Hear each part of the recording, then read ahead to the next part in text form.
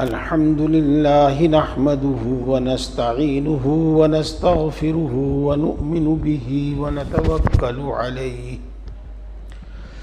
ونعوذ بالله من شرور أنفسنا ومن سيئات أعمالنا من يهد الله فلا مضل له ومن يضلل فلا هادي له ونشهد أن لا إله إلا الله وحده لا شريك له ونشهد أن سيدنا ومولانا محمدا عبده ورسوله وصلى الله تعالى على خير خلقه سيدنا ومولانا محمد وآله وأصحابه أجمعين أما بعد فأعوذ بالله من الشيطان الرجيم بسم الله الرحمن الرحيم صبغة الله ومن أحسن من الله صبغة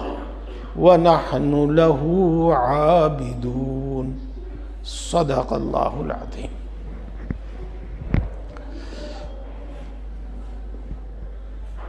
محترم بزرگوں اور دوستوں، آج میں اپنی تمہیدی بات بھی اس آیت شریفہ کی روشنی میں ہی کروں گا۔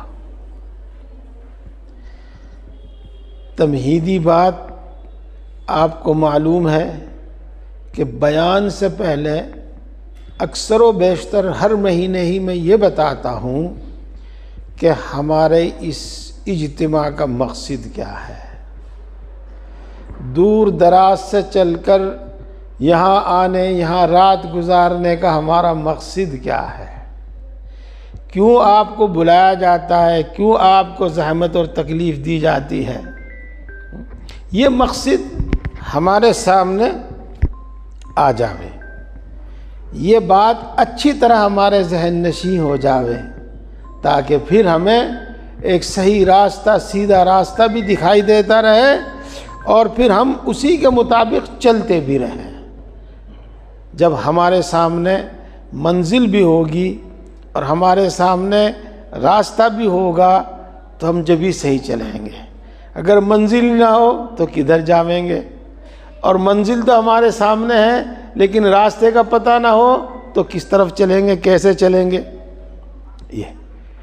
اس واسطے پیارے بھائیوں، میں ہر مہینے ہی پہلے آپ کو اپنا مقصد بتاتا ہوں۔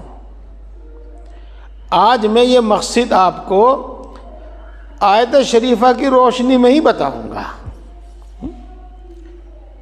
اور اس سے پہلے میں آپ کو بتاؤں اور خاص طور سے علماء کرام سے میں عرض کروں کہ قرآن پاک کی تلاوت ضرور کیا کرو روزانہ، اور جلدی میں نہیں، اطمینان سے کیا کرو۔ اور آپ میں سے جو ماشاءاللہ ایسے عالم ہیں کہ قرآن پاک کی تلاوت کے ساتھ ساتھ ان کو اس کا مطلب معنی بھی سمجھ میں آتا رہتا ہے، تو معنی مطلب کی طرف بھی دھیان دیا کرو۔ یہ صرف ثواب ہی نہیں بلکہ علم دین بھی انشاءاللہ گہرا ہوگا، اور انشاءاللہ یقین بھی بڑھے گا، اور انشاءاللہ ہدایت بھی ملے گی۔ قرآن پاک میں جو بھی کچھ ہے، جس مقصد کے لیے بھی قرآن پاک نازل کیا گیا ہے، وہ سب حاصل ہوں گے۔ آپ سمجھ گئے ہوں گے کہ تلاوت کے دوران جب یہ آیت شریفہ سامنے آئی تو ذہن نامعلوم کہاں کہاں تک پہنچا۔ ہاں، جو اللہ نے دل میں ڈالا وہ بھی، اور پھر جذبہ ہوا کہ فلاں تفسیر میں بھی دیکھو، فلاں تفسیر میں بھی دیکھو، فلاں تفسیر میں بھی دیکھو، تاکہ اس کا صحیح مفہوم اور بڑا واضح مفہوم ذہن میں آ جائے۔ تو دیکھو، اس کے ترجمے سے ہی بات سمجھ میں آتی ہے۔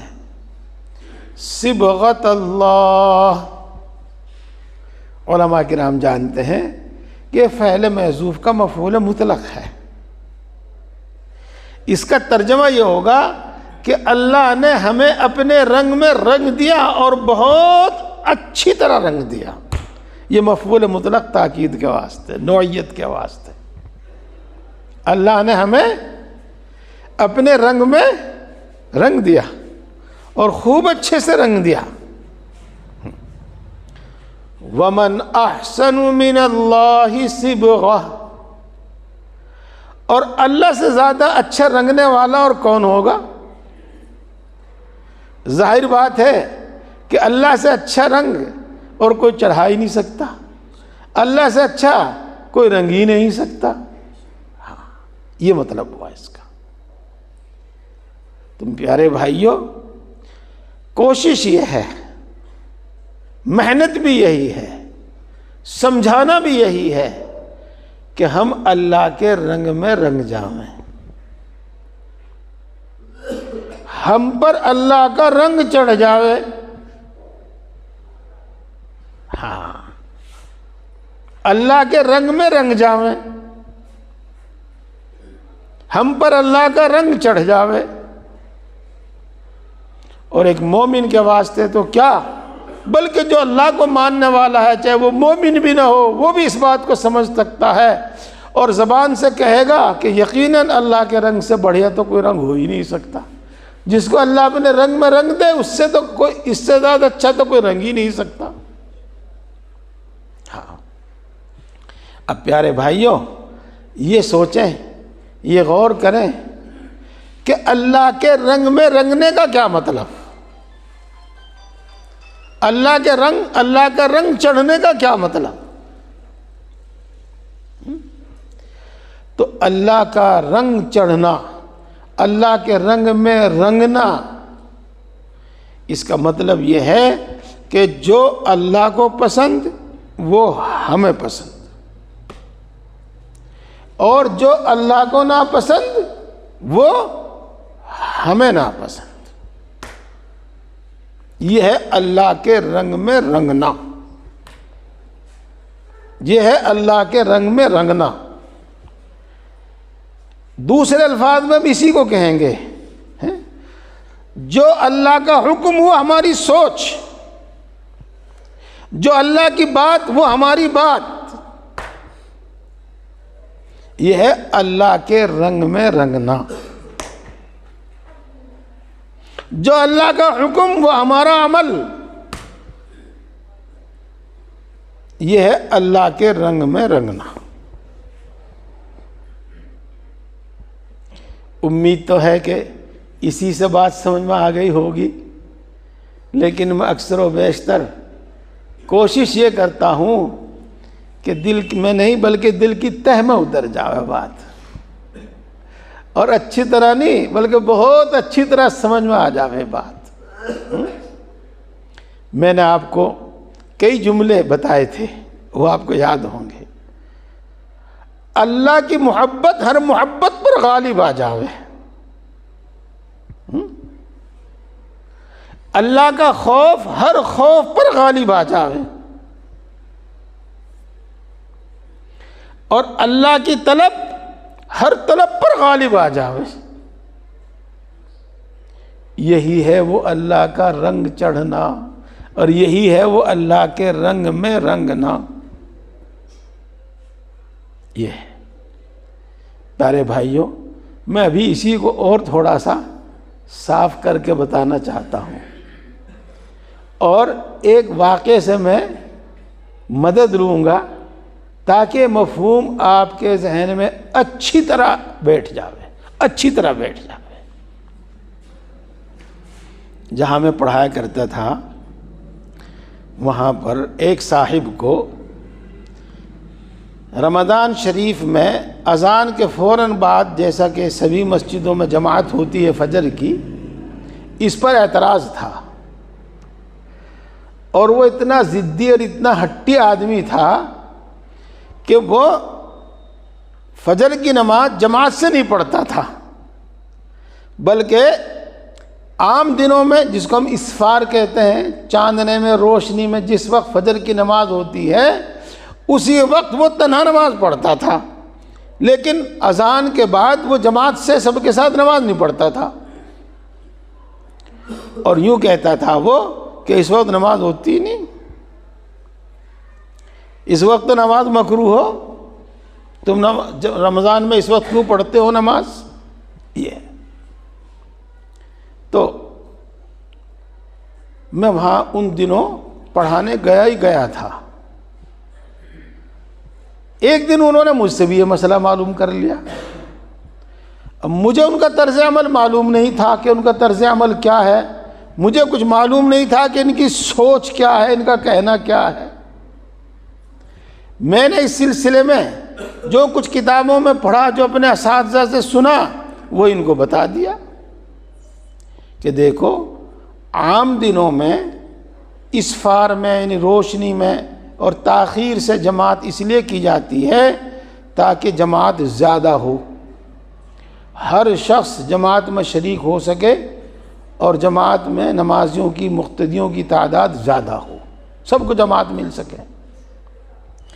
اور رمضان المبارک میں یہ مقصد حاصل ہوتا ہے اذان کے فوراً بعد جماعت کر لینے سے، کہ اس وقت سبھی لوگ جاگے ہوئے ہوتے ہیں، نماز کے واسطے تیار اور مستعد ہوتے ہیں، تو سبھی نماز میں شریک ہو جاتے ہیں۔ نماز میں جماعت میں نمازیوں کی تعداد مقتدیوں کی تعداد زیادہ ہوتی ہے۔ اگر سو جاتے ہیں تو جماعت اکثر لوگوں کی چھوٹ جاتی ہے اور بہت سو کی تو نماز ہی قضا ہوتی ہے۔ اس واسطے رمضان شریف میں مناسب بلکہ مستحب یہی ہے کہ اذان کے بعد ہی فوراً جماعت کر لی جائے۔ البتہ اگر کہیں کا ایسا ماحول ہو کہ سب لوگ روشنی میں نماز پڑھتے ہوں، اسفار میں نماز پڑھتے ہوں اور اس وقت تک وہ جاگتے ہوں، سب لوگ جماعت میں شریک ہوتے ہوں، تو اس وقت پڑھ لی جائے۔ میں نے ان کو یہ بات سمجھانے کی کوشش کی تو انہوں نے میری بات درمیان میں کاٹ کے یوں کہا، اس پہ بھی انہی کا رنگ چڑھا ہوا ہے۔ جن علماء کرام سے، جن اساتذہ کرام سے انہوں نے پہلے پوچھا تھا اور انہوں نے یہی بات ان کو بتائی تھی، جب یہی بات میری زبان سے سنی تو انہوں نے کہا کہ اس پہ بھی انہی کا رنگ چڑھا ہوا ہے۔ اب آپ سمجھ گئے ہوں گے رنگ چڑھنے کا کیا مطلب، وہی مطلب جو میں نے آپ کو بتایا۔ کیا بتایا؟ جو اللہ کی پسند وہ ہماری پسند، اور جو اللہ کی بات وہی ہماری سوچ اور وہی ہماری بات، اور جو اللہ کا حکم وہی ہمارا عمل۔ میرے پیارے بھائیوں، جب ہمارا یہ رنگ ہو جاوے گا، جب ہماری یہ حالت ہو جاوے گی، تو پھر ہم خود یہ معلوم کرنے کے لیے بے چین رہیں گے، خود یہ معلوم کرنے کے لیے کچھ وقت خرچ کریں گے، پیسہ خرچ کریں گے، محنت کریں گے کہ اللہ کی بات کیا ہے، یعنی اللہ کا حکم کیا ہے، اور پھر ہم اس پر عمل کریں گے۔ وہی ہماری سوچ ہو جاوے گی، وہی ہمارا عمل ہو جاوے گا، وہی ہمارا نظریہ، وہی ہمارا عقیدہ ہو جاوے گا۔ یہ ہے اللہ کے رنگ میں رنگنے کا مطلب۔ دیکھو اس کی مثال آسانی سے آپ اگر سمجھنا چاہو تو بہت آسان ہے، اور یہ سب باتیں آپ کی پڑھی ہوئی ہیں اور یہ سب باتیں آپ کی سنی ہوئی ہیں، لیکن افسوس یہی ہے کہ بس ہم میں غفلت اتنی آ گئی، بلکہ جہالت اتنی آ گئی۔ یہ تو بس دین کی ایک بات کو لے کے اسی کو پورا دین سمجھ رکھا اور بس اسی میں لگے ہوئے ہیں۔ یہ جو ہماری اپنی سوچ ہے، اگر کوئی اسی سوچ کے مطابق ہمیں بتاوے تو ٹھیک، اور اگر اس کے خلاف بتاوے تو ہم اسی کو غلط بتا دیتے ہیں۔ اپنے کو غلط نہیں کہتے، ہم اسی کو غلط بتا دیتے ہیں۔ اپنی اصلاح نہیں کرتے، ہم اسی کو اصلاح کرنے کے فکر میں لگ جاتے ہیں، اسی کی اصلاح کرنے کے در پہ ہو جاتے ہیں۔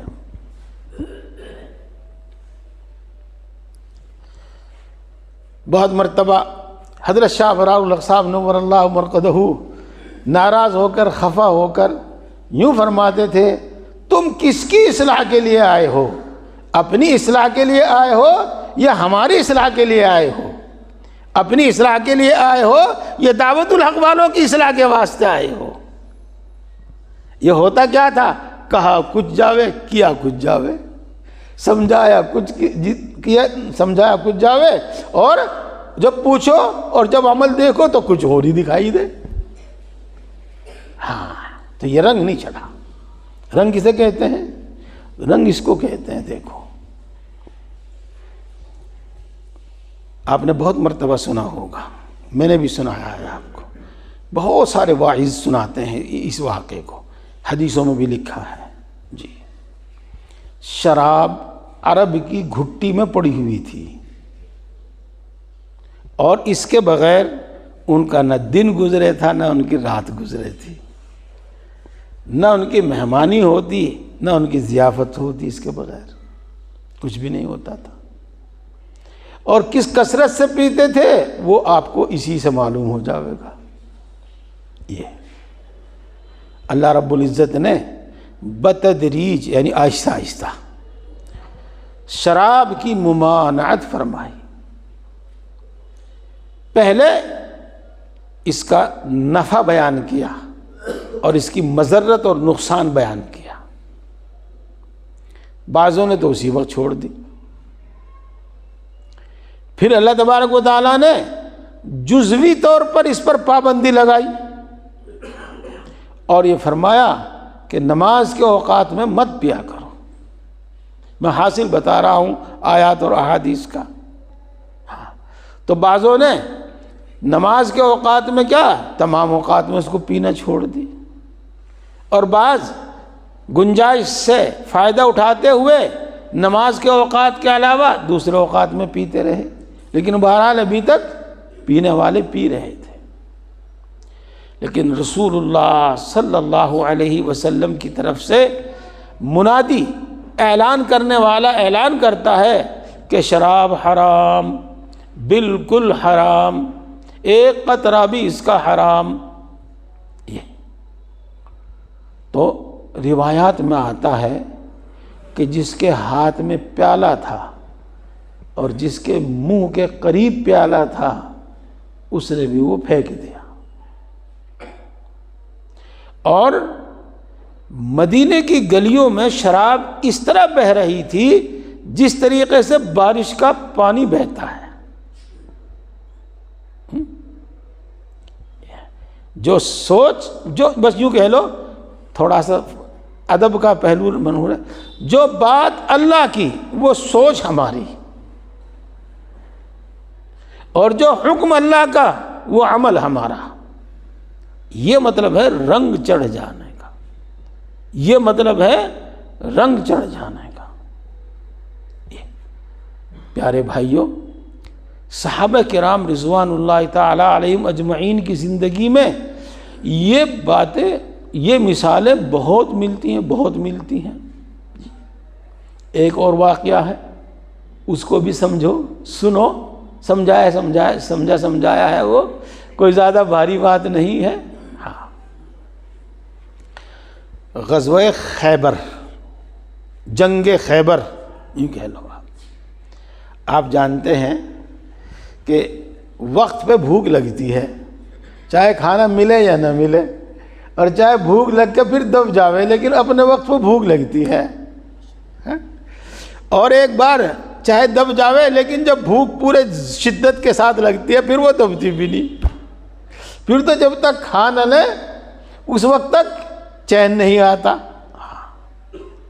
اور آپ یہ جانتے ہیں، شادی بیاہ کا موقع ہو، کوئی جلسہ ولسہ ہو، کہیں موت ہو، اسی میں سارا نظام بدل جاتا ہے۔ اور جنگ میں تو سارا نظام اتھل پتھل ہو ہی جاتا ہے، وہاں تو کوئی وقت ہی نہیں رہتا کسی چیز کا، نہ کھانے کا، نہ پینے کا، نہ سونے کا، بلکہ نمازوں کا بھی وقت آگے پیچھے ہو جاتا ہے۔ ہاں، تو آپ سمجھو، جب غزوے میں، جنگ میں کھانا بنانے کی مہلت ملے تو عام طور سے اس وقت کتنی بھوک ہوگی۔ تو یوں بتایا جاتا ہے کہ غزوہ خیبر میں صحابہ کرام رضوان اللہ تعالی علیہم اجمعین فرصت کے وقت میں، جب ان کو جنگ سے فراغت ملی، جنگ سے فرصت ملی، کھانا بنا رہے تھے اور گدھے کا گوشت بنا رہے تھے، ہانڈیوں میں پک چکا تھا، کسی کی ادکچری تھی اور کسی کا پک گیا تھا۔ اسی وقت رسول اللہ صلی اللہ علیہ وسلم کا منادی اعلان کرتا ہے کہ گدھا حرام ہے، گدھے کا گوشت کھانا حرام ہے۔ تو دیکھو ہمارا کیا حال ہوتا، خود سوچ لو، کچھ کہنا ٹھیک ہی نہیں ہے۔ لیکن ان کا حال یہ تھا کہ بھوک جتنی بھی تھی، کچھ بھی تھا، کوئی دوسرا کھانا موجود تھا یا نہیں تھا، انہوں نے تو وہ ہانڈیاں الٹ دی، اس میں سے نمک نہیں چکھا، اس میں سے ایک بوٹی نہیں کھائی، یہ نہیں سوچا کہ اب تو تیار ہے، بھوک لگ رہی ہے، اب تو کھا لو، پھر آگے نہیں بنانے کے، آگے نہیں کھانے کے۔ تو دیکھو اللہ کا رنگ، دین کا رنگ، قرآن کا رنگ، شریعت کا رنگ، یہ ہے وہ رنگ۔ بس جو اللہ کا حکم وہ ہماری سوچ، جو اللہ کا حکم وہ ہمارا عمل۔ یہ دیکھو یہ جو کچھ مثالیں میں دے رہا ہوں واقعی غیر معمولی باتیں ہیں، غیر معمولی باتیں۔ جب تک اللہ کا رنگ نہ چڑھ جائے اس وقت تک ایسا ہونا بہت مشکل ہے۔ رسول اللہ صلی اللہ علیہ وسلم نے حجۃ الوداع کے موقع پر بہت اہم نصیحتیں فرمائی تھی، بہت اہم نصیحتیں فرمائی تھی۔ ان میں سے ایک نصیحت یہ فرمائی تھی کہ جاہلیت کی تمام رسمیں میں نے اپنے پیروں تلے کچل دی، یوں ہی کر کے آپ نے بتایا تھا، میں نے اپنے پیروں تلے کچل کر دی۔ تو دیکھو دوستو، اب سیرت پاک پڑھنا، صحابہ کے حالات واقعات پڑھنا، حدیثیں پڑھنا کہ صحابہ کرام رضوان اللہ تعالی علیہ مجمعین زمانے جاہلیت کی رسموں کا کس برائی کے ساتھ ذکر کیا کرتے تھے۔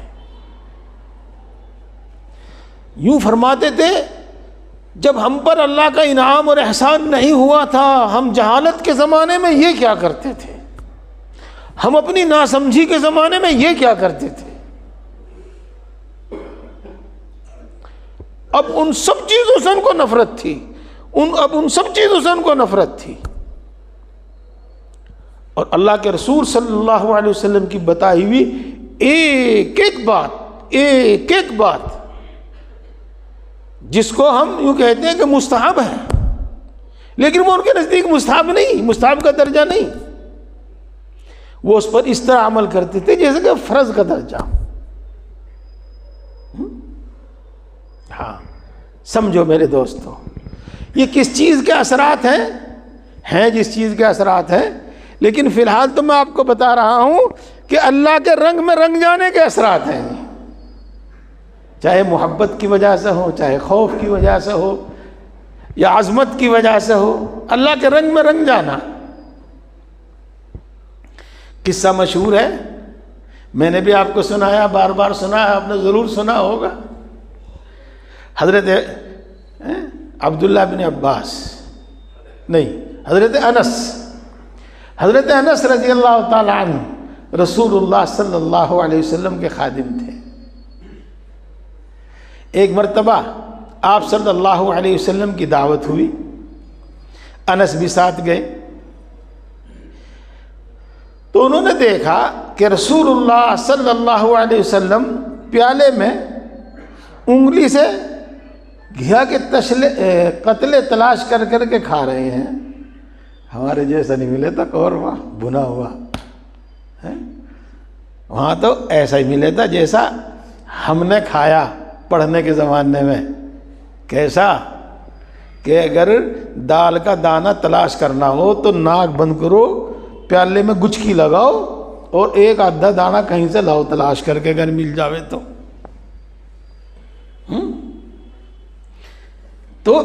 شوربہ تھا، انگلی سے قتلے تلاش کر کے گھیا کے کھا رہے تھے۔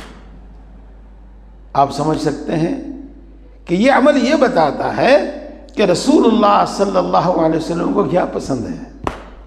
جی حضرت انس یہ فرماتے ہیں کہ اس کے بعد سے مجھے بھی گھیا کھانا پسند ہو گیا. میری بھی مرغوب غذا، میری بھی محبوب غذا گھیا ہو گئی.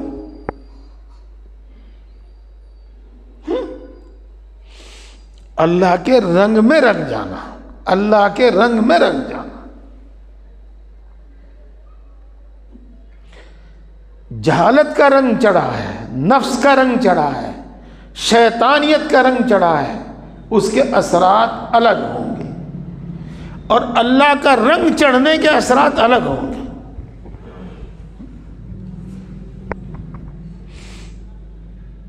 آپ شامل ہیں، آپ میں سے بیشتر لوگ شامل ہیں ہمارے دارالفتہ گروپ میں.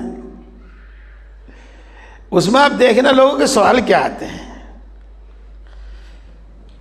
اس طرح کا عذر بتاویں گے کہ پوری محنت اور پوری ذہانت خرچ کر دیں گے کہ ایسے گھما کے مضمون کو لاویں کہ مولانا صاحب مجبور ہو جاویں ہماری مرضی کے مطابق ہاں کرنے پر کہ ہاں جائز ہے.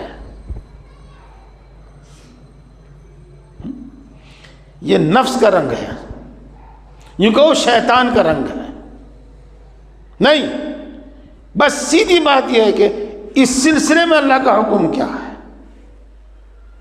اس سلسلے میں اللہ کا حکم، صورتحال یہ ہے مجھے کیا کرنا ہے، آزار بتانے کی کیا ضرورت ہے. ہاں اگر لگتا ہے کہ اس میں شریعت کی طرف سے کوئی گنجائش ہے تو آپ گنجائش معلوم کر سکتے ہیں. اول تو جب آپ اپنی صورتحال بیان کرو گے، صورت واقعہ بیان کرو گے، تو اس کے لیے جو حکم ہے، اس صورت میں جو حکم ہے مفتی صاحب وہی بتائیں گے، آپ کو گنجائش والا ہی بتائیں گے. لیکن یہ چیز، اور کمال اس سے بھی آگے بڑھ کر کہ اگر میں نے اس کی مرضی کے مطابق مسئلہ نہیں بتایا تو دوسرے مفتی صاحب سے جا کے پوچھا اور اس میں اور زیادہ ہنگے لگا دیے اور زیادہ ذہانت لڑا دی. غرض اس بات کی کوشش ہوگی کہ میری مرضی کے مطابق جواب ملے.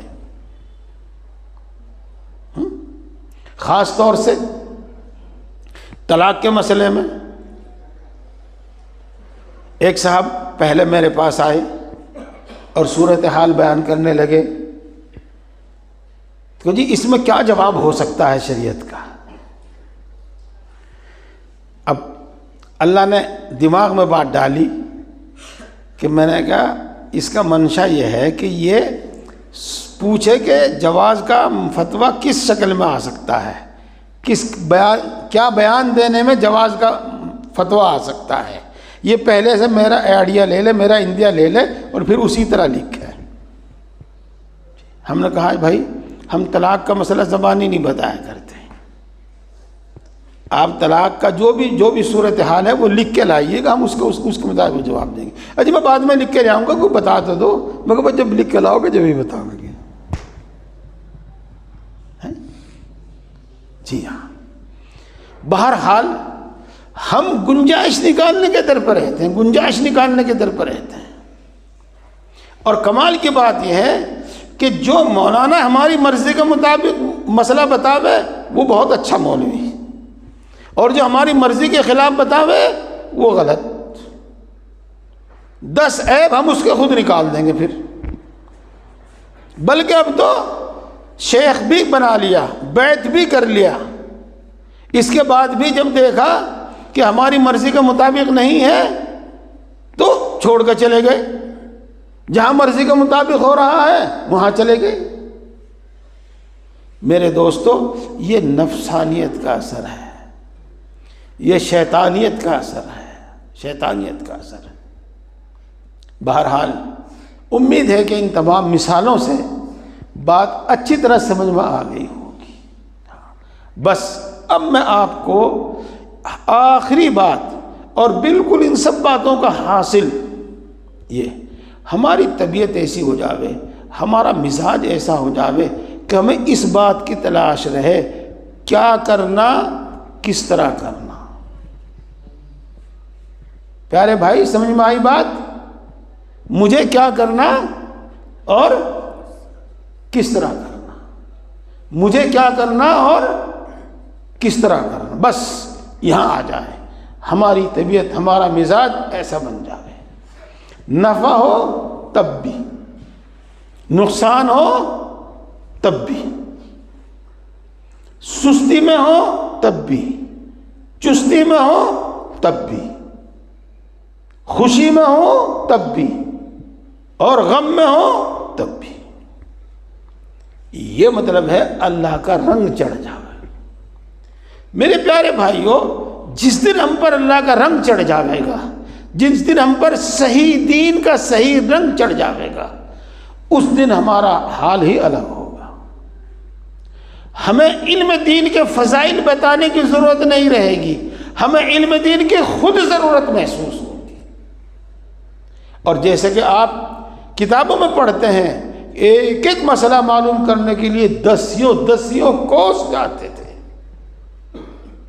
اور صحابہ کرام رضوان اللہ تعالیٰ علیہ مجمعین تو ایک حدیث حاصل کرنے کے لیے مہینوں کا سفر کرتے تھے۔ پھر ہمارا حال یہ ہوگا۔ اس وقت کے لیے اللہ کا کیا حکم ہے، اس موقع کے لیے اللہ کا کیا حکم ہے، پھر ہمیں اس کی تلاش ہوگی، پھر ہمیں اس کی تلاش ہوگی۔ بس میں اپنی یہ بات اپنی میں پوری کر چکا ہوں، اور اللہ کی ذات سے مجھے امید ہے کہ آپ یہ میری بات خوب سمجھ چکے ہو۔ ہم پر اللہ کا رنگ چڑھ جاوے، جو سوچ اللہ کی وہ سوچ ہماری، جو سوچ اللہ کے رسول کی وہ سوچ ہماری، جو حکم دین کا وہ ہماری سوچ، جو دین کا حکم وہ ہمارا عمل۔ اور بس ہمیں کیا کرنا، اتنا کرنا کہ کیا کرنا، کس طرح کرنا، کیا کرنا، کس طرح کرنا۔ پھر ہمیں شیخ کی بھی ضرورت محسوس ہوگی، پھر ہمیں عالم دین کی بھی ضرورت محسوس ہوگی، علم دین کی بھی ضرورت محسوس ہوگی، قرآن پاک کی بھی ضرورت محسوس ہوگی، مسائل کی فتاوی کی بھی ہمیں ضرورت محسوس ہوگی۔ پھر یہ اب رہ جاتا ہے مسئلہ یہ کہ ہماری یہ حالت بنے تو کس طرح بنے، ہم پر یہ رنگ چڑھے تو کس طرح چڑھے، ہم پر یہ رنگ چڑھے تو کس طرح چڑھے، ہم ایسے بنے تو کس طرح بنے۔ سوال ٹھیک ہے، میں نہ بھی سوال کروں تو آپ کے ذہن میں خود یہ بات آ گئی ہوگی کہ ہاں جی ہاں بات صحیح ہے، اب یہ بتا دو ہم ایسے کیسے بن جائیں، ہم ایسے کیسے بنیں۔ میرے پیارے بھائیوں، خانقاہوں میں یہی سکھایا جاتا ہے۔ ایک تو مدرسہ، وہاں تو علم پڑھایا اور سکھایا جاتا ہے، ایک ہے خانقاہ، وہاں یہ بتایا اور سکھایا جاتا ہے کہ اس پر عمل کیسے کریں، اس پر عمل کیسے کریں۔ تو ہم تو ہمیشہ یہی بات بتاتے ہیں کہ ہم پر اللہ کا رنگ کیسے چڑھ جائے۔ میرے پیارے بھائیوں، میں بات شروع کرتا ہوں اور اپنی عادت کے مطابق اس کو خوب اچھی طرح واضح کرنے کی کوشش کرتا ہوں، اور بات کافی لمبی ہو جاتی ہے، اور میں اس بات کی کوشش کرتا ہوں کہ وقت پر اذان، وقت پر نماز ہو۔ ہمارے نکڑ میں تو چاہے آدھا گھنٹہ زیادہ ہو جاوے، 15 منٹ زیادہ ہو جاوے، وہاں تو کوئی بات نہیں، کیونکہ سب مجمع وہیں بیٹھا ہوا ہوتا ہے، لیکن یہاں زیادہ تر مجمع نماز پڑھنے کے لیے باہر سے آتا ہے، اس لیے یہ کوشش ہوتی ہے، تو بہت مرتبہ بات ادھوری رہ جاتی ہے اور وہیں چھوڑنی پڑتی ہے۔ میں آپ کو ایک ہی جملے میں بات بتا دوں کہ آپ کے ہاتھوں میں جو کتاب دی ہے، کیا نام بتایا اس کا؟ عربی نام ہے اس کا طریق الوصول، چھوٹا سا نام، یہی یاد کر لیو، یہی کہا کرو، میں بھی یہی کہتا ہوں۔ اور اس اردو نام ہے اس کا اللہ تک پہنچنے کا راستہ، آسان راستہ۔ آپ اس کو سامنے رکھیے، اس میں جو بتایا گیا ہے آپ اس کے مطابق عمل شروع کیجئے، انشاءاللہ العزیز اللہ کا رنگ چڑھ جائے گا، دین کا رنگ چڑھ جائے گا انشاء اللہ العزیز انشاء اللہ العزیز، اللہ کی ایسی محبت کہ ہر محبت پر غالب آ جائے گی، اور اللہ کا ایسا خوف کہ ہر خوف پر غالب آ جائے گا۔ انشاءاللہ ثم انشاءاللہ العزیز، اللہ کی طلب ہر طلب پر غالب آ جائے گی انشاءاللہ العزیز۔ یہ میں نے آپ کو 2 جملوں میں ساری بات بتا دی، لیکن میں جانتا ہوں کہ سب کے لیے یہ بات کافی نہیں ہے۔ بہت سے نے تو اب تک پڑھ کے بھی نہیں دیکھی ہوگی، وہ لے تو لی ہوگی انہوں نے، لیکن پڑھ کے بھی نہیں دیکھی ہوگی، اور جنہوں نے پڑھی ہوگی پتہ نہیں کس کی سمجھ میں آئی کس کی سمجھ میں نہیں آئی، اور جس نے پڑھی بھی ہوگی ایک مرتبہ پڑھ لی ہوگی، پھر پتہ نہیں وہ ذہن نشیں بھی ہوئی ہے کہ نہیں ہوئی۔ آسان طریقہ اس کا یہ ہے کہ ہم ایک ایک بات کو کھول کھول کے اپنے الفاظ میں آپ کو بتائیں۔ میرے دوستو، سب سے پہلے اللہ کا خوف دل میں آئے گا، یاد رکھو، سب سے پہلے اللہ کا خوف دل میں آئے گا، پھر اللہ کی عظمت اور محبت دل میں آئے گی، یہ یاد رکھنا۔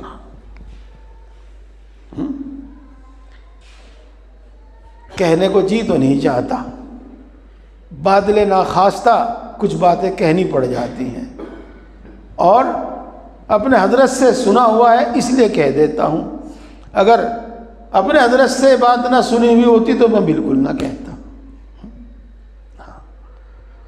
آپ اس شخص کی کتاب پڑھ رہے ہیں جو اس راستے سے خود ٹھوکریں کھا کھا کر گزرا ہوا ہے، آپ اس شخص کی بات سن رہے ہیں جو ان حالات سے خود گزرا ہوا ہے، صرف لفاظی نہیں۔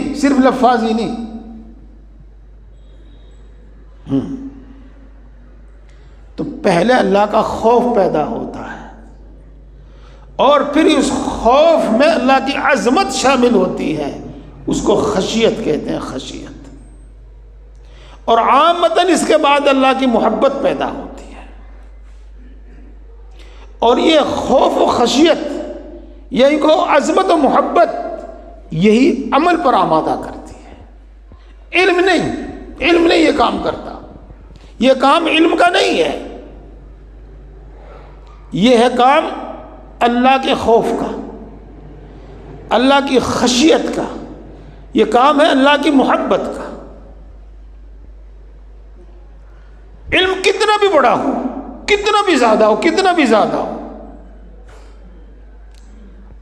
اللہ کی محبت نہ ہو، اللہ کی عظمت دل میں نہ ہو، خشیت، خوف و خشیت نہ ہو، تو بہت جری ہوتا ہے وہ اللہ کے حکام کی خلاف ورزی کرنے پر، اللہ کی نافرمانی پر، گناہوں پر بہت جری ہوتا ہے وہ، چاہے کتنی لچھے دار مزیدار تقریر کرتا ہو، چاہے جتنی کتابیں اس نے لکھ ڈالی ہو۔ ان گناہگار آنکھوں نے یہ بھی ایسے لوگ بھی دیکھے ہیں۔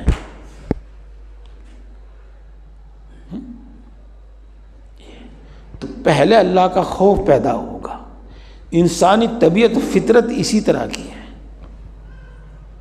پھر اسی میں آگے بڑھ کر عظمت پیدا ہوگی، اور خوف اور عظمت ان دونوں کے مجموعوں کو خشیت کہتے ہیں، خشیت، اور پھر اسی سے اللہ کی محبت پیدا ہوگی، اور یہ محبت اور عظمت، یہ ان کو خوف اور خشیت، یہی عمل پر آمادہ کرتی ہے، یہی عمل پر آمادہ کرتی ہے۔ ہو یہاں کتاب تو ہوگی نہیں، کوئی ہے وہ اس میں سے لائیے ایک طرح کتاب، بات پھر ادھوری رہ جاتی ہے، لیکن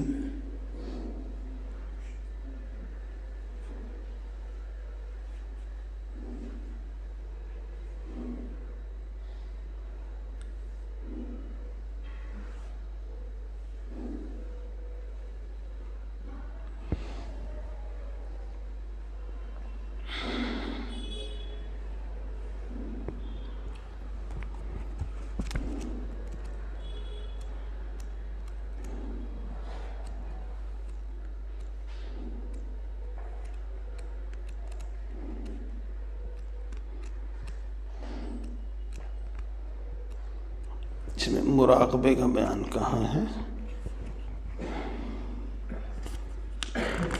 کون سے صفحے پر ہے؟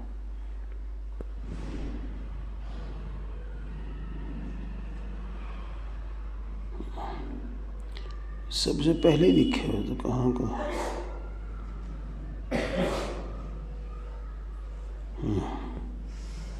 فکر آخرت آگے ہے کہاں؟ فکر آخرت یہ ہے 86 صفحہ۔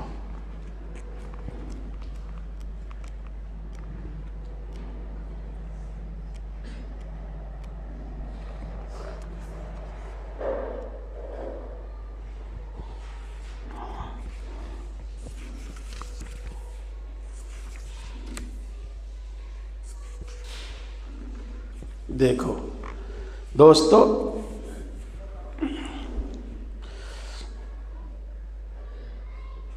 اسی وجہ سے، کس وجہ سے؟ اللہ کی عظمت، اللہ کی محبت، اللہ کا خوف ان کے دل میں جگہ کر چکا ہے۔ اسی وجہ سے وہ دنیا میں دامن سمیٹ کر چلے، دریا میں رہے اور دامن تر نہیں ہونے دیا، دامن نہیں بھیگنے دیا۔ اسی وجہ سے انہوں نے پھونک پھونک کر قدم رکھے۔ اسی فکر کے سبب دنیا کی راحت و آشائش اور زیب و زینت ان کو اپنی طرف مائل نہیں کر سکی۔ اس دنیا کی چکا چوند کے باوجود وہ اس میں رہے، لیکن اس سے دور رہے۔ بیچنا، خریدنا، تجارت کی مصروفیات ان کو اللہ کی یاد اور نماز سے غافل نہیں کر سکی، چونکہ وہ اس دن سے ڈرتے تھے جس میں دل اور آنکھیں الٹ پلٹ ہو جائیں گی۔ اسی وجہ سے ان میں جاہلوں سے اعراض اور عجز و انکسار دیکھا جاتا تھا۔ یہی فکر ان کو عورت کی ننگی رانوں پر بیٹھنے کے بعد اچھال کر کھڑا کر دیتی تھی۔ یہی فکر مشتبہ کھانا کھانے کے بعد حلق میں انگلی ڈال کر قے کرنے پر مجبور کر دیتی تھی۔ یہی فکر اپنی زمین و جائیداد بیچ کر امانت ادا کرنے پر آمادہ کرتی تھی۔ یہی فکر خون کے آنسو رلاتی تھی۔ یہی فکر وہاں گناہ سے بچاتی تھی جہاں اللہ تعالیٰ کے سوا کوئی دیکھنے والا نہیں ہوتا تھا، ان گناہوں سے بھی جن کو جاننے والا اور سزا دینے والا اللہ تعالیٰ کے سوا کوئی نہیں ہوتا تھا۔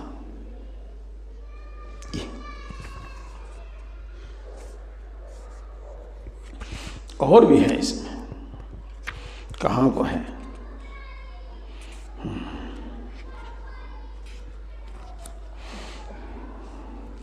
ایسا معلوم ہوتا ہے، اس کو پورا پڑھنا آپ۔ اسی فکر نے ان کی راتوں کی نیند اڑا دی، اسی کی وجہ سے ان کے پہلو بستروں سے دور رہتے تھے، ساری رات رکوع، سجود اور قیام میں گزار دیتے تھے۔ اسی فکر نے سال ہا سال عشاء کے وضو سے فجر کی نماز پڑھنے کی طاقت بخشی۔ یہی فکر ساری رات ایک آیت وَالسَّاعَةُ أَدْهَا وَأَمَرْ کا ورد کراتی رہی۔ اسی کی وجہ سے رات بھر عبادت کرنے کے بعد صبح ہونے پر استغفار کرتے تھے۔ اور بھی لکھا ہے میں نے اس میں، یہی فکر ان کو موٹے موٹے آنسوؤں سے رلاتی۔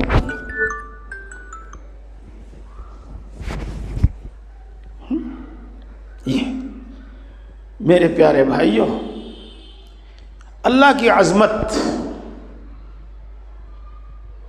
اللہ کا خوف، اللہ کی محبت، جس کو خشیت کہتے ہیں، خشیت، یہ پیدا ہوگی جب اللہ کا رنگ ہم پر چڑھے گا، جب وہ رنگ ہم پر چڑھے گا، اس کے بغیر نہیں چڑھے گا، اس کے بغیر نہیں چڑھے گا۔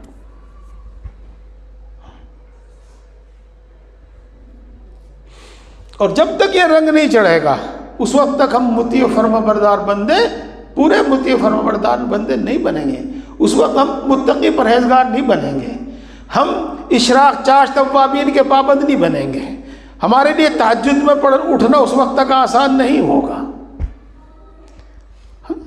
جماعتوں کی فکر ہمیں نہیں ہوگی اس وقت تک۔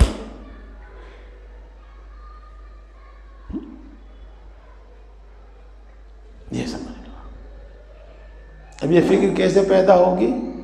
بس اگلی بات میں مختصر الفاظ میں کہتا ہوں، مراقبہ موت جس کو ہم کہتے ہیں، جس کو ہم کہتے ہیں فکر آخرت۔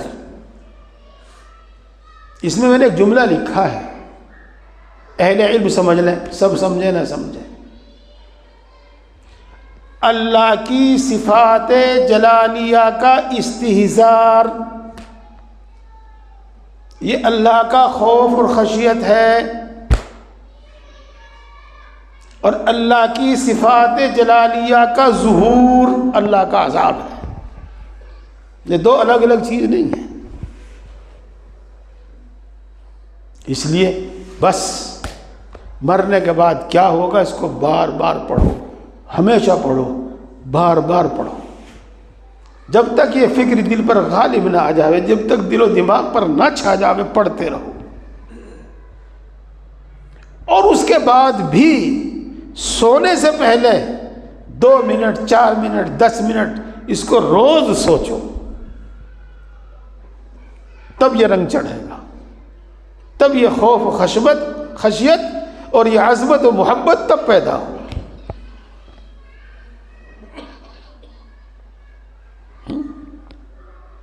اسی طرح میرے بھائیوں، میں ایک مثال دیتا ہوں آپ کو۔ ہم بچپن میں سنا کرتے تھے، اگر کوئی کسی کے توتلا ہونے کی یا حقلا ہونے کی نقل اتارتا تھا نا، تو کیا کہتے تھے؟ نہ بھائی تو بھی حقلا ہو جاوے گا، نہ بھائی تو بھی توتلا ہو جاوے گا، اسی طرح کہتے تھے۔ بہت حد تک بات صحیح ہے، بہت حد تک بات صحیح ہے۔ اب اگلی بات سنو، اب اگلی بات سنو۔ خوف و خشیت والوں کے جو اعمال ہیں ان میں لگو، انشاءاللہ خوف و خشیت پیدا ہو جائے گا۔ محبت والوں کے جو اعمال ہیں ان میں لگو، انشاءاللہ محبت پیدا ہو جائے گی، انشاءاللہ محبت پیدا ہو جائے گی۔ جب ہم ان اعمال میں لگیں گے تو کچھ تو عادت کی وجہ سے وہ آسان ہو جائیں گے۔ سن رہے میرے بھائی؟ دھیان سے سن رہے؟ کچھ تو عادت کی وجہ سے وہ آسان ہو جائیں گے، اور کچھ اللہ کی رحمت اور ہدایت کی وجہ سے وہ آسان ہو جائیں گے،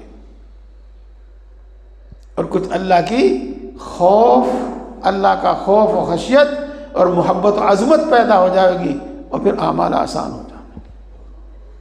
اب میں مختصر کر کے بتاتا ہوں، بات وہی ہے، یہیں آ کے اٹک جاتا ہے مسئلہ۔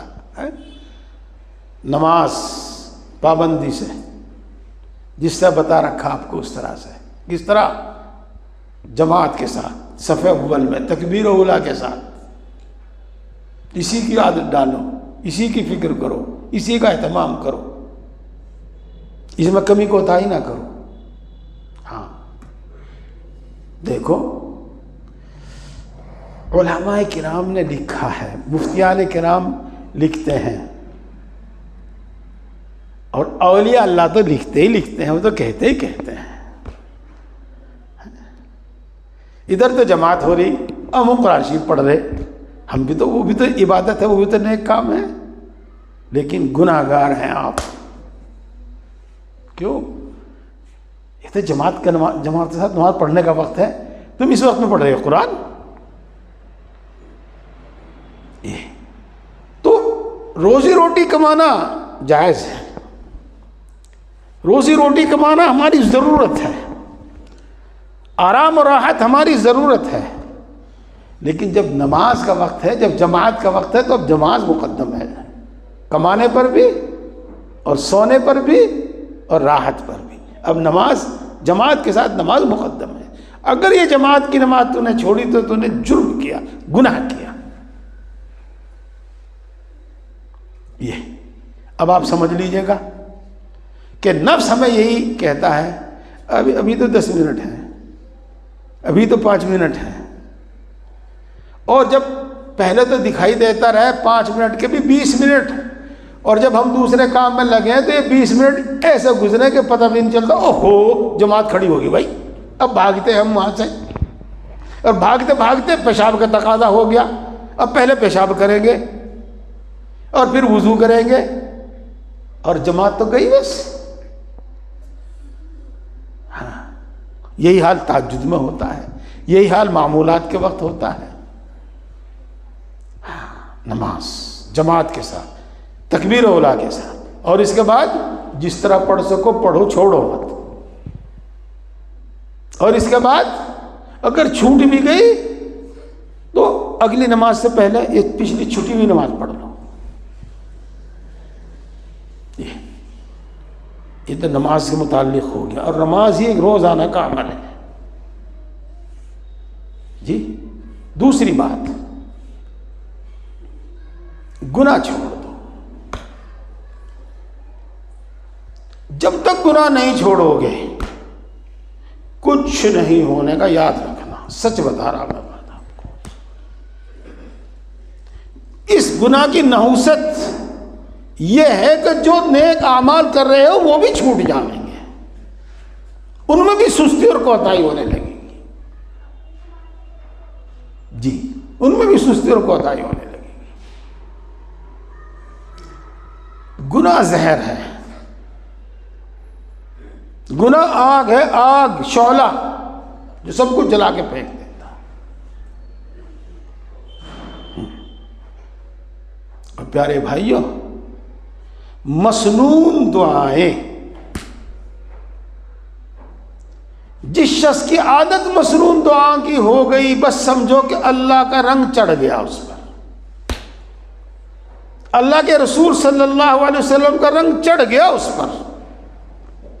جی ہاں، چڑھ گیا اس پر۔ جتنی بھی آپ سے دعائیں یاد ہو سکیں وہ دعائیں یاد کیجئے، اور ان کو ان کے وقت پر پڑھیے۔ یہی ہے، اسی طرح چڑھے گا انشاءاللہ اللہ کا وہ رنگ۔ جی آخر میں پھر کہہ دوں، معمولات جو آپ کو بتائے ہوئے ہیں، ذکر اور قرآن پاک کی تلاوت، اسی سے دل کی زمین ہموار ہوتی ہے، اسی سے دل کی زمین نرم ہوتی ہے، اسی سے دل کی زمین نم ہوتی ہے، اسی سے دل کا ٹیڑھا پن دور ہوتا ہے، اسی سے دل کا اندھا پن دور ہوتا ہے۔ اس میں کوتاہی نہ کرنا، اس میں کوتاہی، قرآن پاک کی تلاوت اور ذکر اور معمولات میں سب کچھ آ گیا، آپ کو پتا ہے، پچھلے مہینے بھی میں نے آپ کو بتایا تھا۔ جتنا آپ سے ہو سکے اللہ سے دعا کیا کرو، اے اللہ تہجد کی حاضری نصیب فرما دے، اے اللہ تہجد کی توفیق دے دے، اے اللہ جس طرح تو اپنے نیک بندوں کو آخر رات میں اپنے دربار میں بلاتا ہے مجھے بھی بلا لیا کر۔ مانگو مانگو۔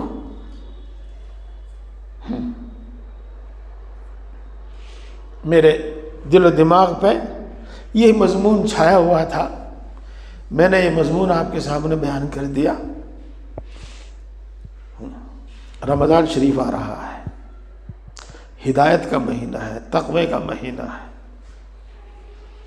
تقوی کا مہینہ ہے تو اللہ نے صاف صاف بیان فرمایا ہے، لیکن یہ ہدایت کا بھی مہینہ ہے، اس لیے کہ ہدایت کی کتاب قرآن پاک اللہ نے اسی مہینے میں نازل فرمائی ہے۔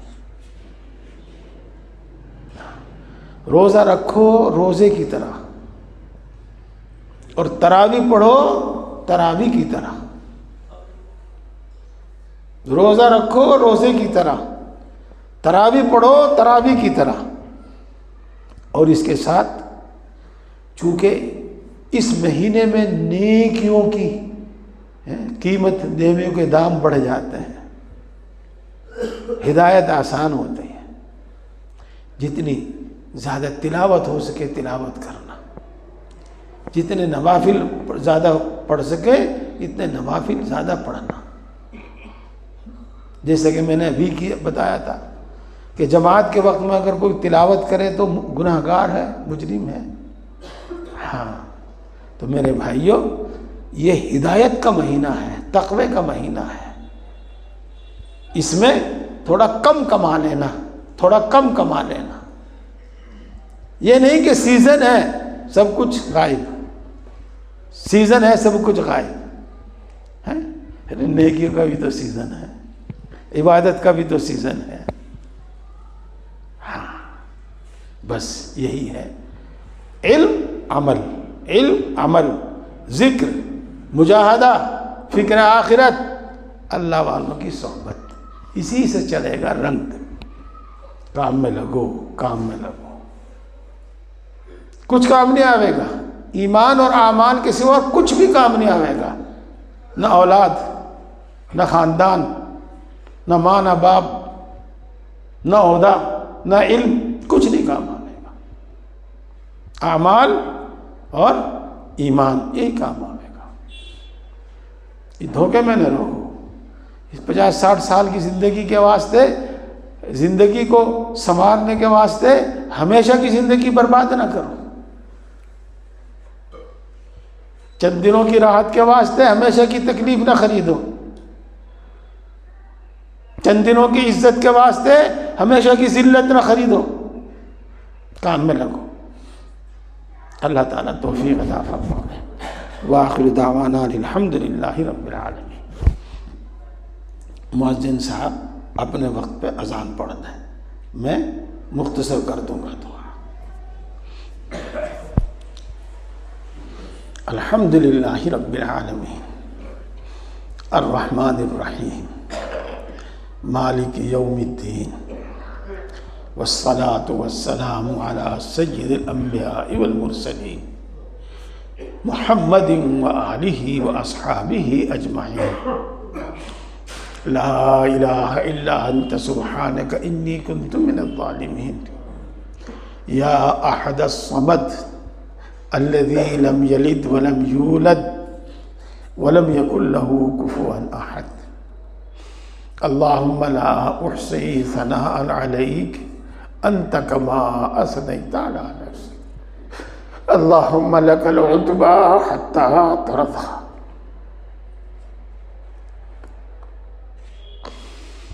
اللهم لك العتبى حتى ترضى۔ اللہم لک العتبى حتی ترضى۔ اے اللہ، ہم تیری تمام اچھی اور سچی صفات کے واسطے تو مانگتے ہیں، ہم سب کو ایمان کامل عطا فرما، ایمان کی لذت و حلاوت نصیب فرما، ایمانی تقاضوں پر عمل کی توفیق نصیب فرما، ایمانی صفات ہمارے اندر پیدا فرما، اپنے وعدوں کا یقین عطا فرما، اپنی محبت و معرفت عطا فرما، اپنا خوف عطا فرما، اپنے نبی کی محبت عطا فرما، نیک لوگوں کی محبت عطا فرما، ہم سب کو ہدایت عطا فرما، ہماری اولاد کو ہدایت عطا فرما، ہمارے آنے والی نسلوں کو ہدایت عطا فرما۔ اے اللہ دین کی صحیح سمجھ عطا فرما، نفع دینے والا علم عطا فرما، اپنے علم پر عمل کی توفیق نصیب فرما، ہم نے یہاں جو سنا ہے اس پر عمل کی توفیق نصیب فرما۔ اے اللہ ذکر کرنے والی زبان عطا فرما، شکر کرنے والا دل عطا فرما، اپنی طاعت و عبادت میں مشقت برداشت کرنے والا جسم عطا فرما، ہم سب کو اپنا فرما بردار متقی پرہیزگار بندہ بنا۔ آج تک جتنے گناہ کیے ہیں تمام گناہوں کو معاف فرما، پکی سچی توبہ نصیب فرما، توبہ پر استقامت نصیب فرما، نفس و شیطان کے شر سے حفاظت فرما۔ اے اللہ تیری توفیق کے بغیر، تیری نصرت کے بغیر کچھ بھی نہیں ہوتا، اپنی طاعت و عبادت میں ہماری مدد فرما، اپنی طاعت و عبادت کو ہمارے لیے آسان فرما۔ اے اللہ تیری شان بہت بلند ہے، بہت ہی بلند ہے، ہم تیری شان عبادت کرنے سے قاصر ہیں، ہماری ناقص عبادتوں کو قبول فرما، ہماری ناقص عبادتوں کو قبول فرما۔ اے اللہ ساری مخلوق تیری محتاج ہے، تو کسی کا محتاج نہیں، ہم تیری ہی عبادت کرتے ہیں اور تجھی سے مانگتے ہیں اور تیرے سوا کسی سے کوئی امید نہیں رکھتے، تو ہر چیز پر قادر ہے، ہر چیز پر قادر ہے۔ اے اللہ اپنے فضل سے ہم سب کی تمام ضرورتیں پوری فرما، اپنے سوا کسی کا محتاج نہ بنا، بیماری اور بڑھاپے میں بھی کسی کا محتاج نہ بنا، بیماری اور بڑھاپے میں اپنے غیب کے خزانوں سے روزی زیادہ عطا فرما۔ اے اللہ ہم سب کو، ہمارے گھر کے تمام افراد کو، اے اللہ امت مسلمہ کے ہر فرد کو، خاص طور سے دعا کے لیے کہنے والوں کو شفا کاملہ عاجلہ عطا فرما، صحت و قوت عطا فرما، اے اللہ خوشحالی عطا فرما، تنگ دستی سے حفاظت فرما، اے اللہ قرضوں سے سبکدوش فرما، اپنے غیب کے خزانوں سے قرضوں سے سبکدوش فرما۔ اے اللہ تو سب کی ضرورتوں سے بخوبی واقف ہے، سب کے دلوں کے حال سے پوری طرح تو واقف ہے۔ اے اللہ ہم سب کی جائز مرادیں پوری فرما، جائز تمنائیں پوری فرما، جائز مقاصد میں کامیابی عطا فرما۔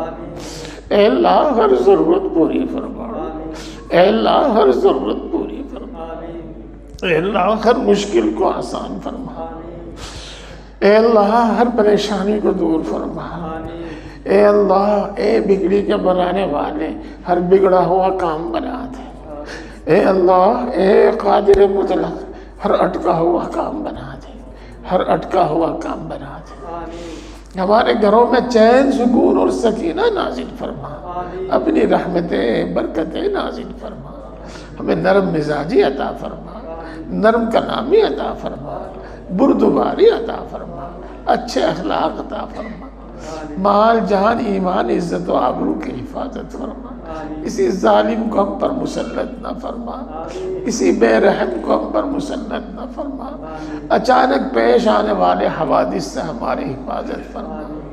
اے اللہ مرتے دم تک دین حق دین اسلام پر ثابت قدم فرما، اپنے اپنے مقررہ وقت پر ایمان پر خاتمہ فرما، اے اللہ ایمان پر خاتمہ فرما، اے اللہ ایمان پر خاتمہ فرما، اے اللہ ایمان پر خاتمہ فرما، مرتے وقت کلمہ نصیب فرما، جہنم کی رسوائیوں سے، میدان حشر کی رسوائیوں سے حفاظت فرما، جہنم سے حفاظت فرما، جنت الفردوس میں جگہ عطا فرما۔